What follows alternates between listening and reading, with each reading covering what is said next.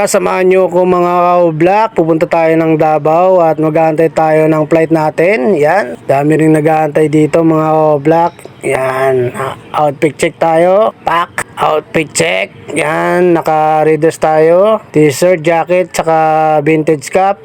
Tapos naka-sapatos tayo na Puma. Yan, black and white. Yan, kita-kita tayo sa Davao at may pupuntahan tayong importanteng tao. Birthday ng anak ko at ikakasal na rin. Tara, samahan nyo ako sa aking munting vlog mga ka-black. Tara na!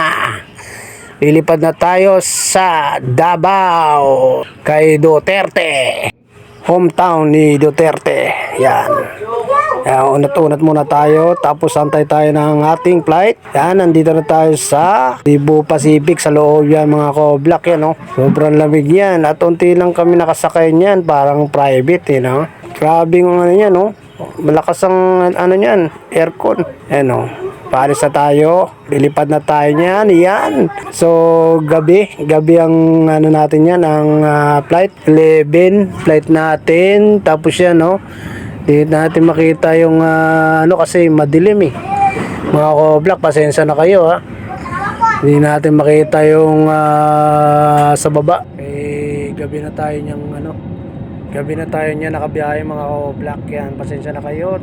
11 ang flight ko mga ka-black ng gabi. Yun, malapit na tayo dumating. Yan, nakadating na tayo sa bahay ng anak ko. Tapos nag-ayos na ako niyan kasi malapit na yung ano, oras ng kasal, pupunta sa simbahan.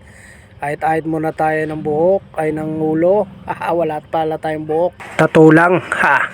Yan. Astig ni Black. Tara, tatara tayo doon. Tapos yan ang anak ko. At andito tayo sa sakyan. Ganyan ang outfit check natin mga ko-black. Yan, pang forma ng mga ano, ng tatay para sa kasal. Yan, may bandage pa ako niyan para ano, kunyari na may tama. Tinakpan ko lang yung ano ko dyan, yung tahi. Yan.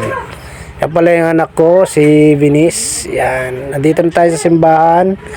Yun ang ano, asawa ko. At nandito tayo sa simbahan ngayon para magpakasal na ang anak ko. At bibigay ko na siya iwan ko na siya sa asawa niya. Yan. Bali ano, katatapos lang ng seremonya niya mga ko-black. Di ko na videohan. Yan, pauwi na tayo. Punta tayo sa venue ng kainan. Tara, punta na tayo doon. Yan ang tatlong anak ko at nandito na kami sa event, sa venue. Nasa venue na po kami niyan at kainan na po yan. Yan. Yan po mga kaganapan ng ang kasala at birthday ng anak ko mga ka-black. Maraming pagkain, yan. May prutas, yan. Nagkatay ng baboy, lechon. Yan ang ano, writing room. Yan, simple yan lang. Dito lang sa bahay din yung ano, ang venue. Yan. Nagcut na sila ng ano, ng cake. Yan. Sexy ng anak ko, no? Yan. Ang tawagan nilang dalawa ay ang lalaki, ang tawag ng anak ko ay payat. Tapos yung ang anak ko, ang lalaki, ang tawag sa kanya ay sa taba. Yan. Tapos yan, panoorin nyo na lang kung anong mga kaganapan dyan mga ka-black yan. And after that, magkuha po sa inyo ang tinidor and then magpawag.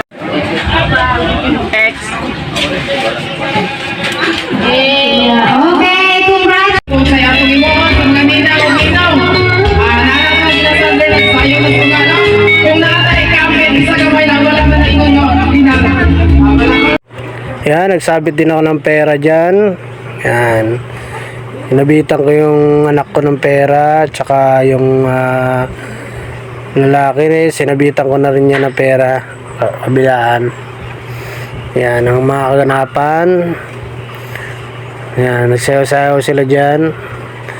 Mga ninong at ninang, nagsabit din yung mga yan. At siyempre hindi tayo mawawala, yung tatay. Nagsabit din tayo dyan.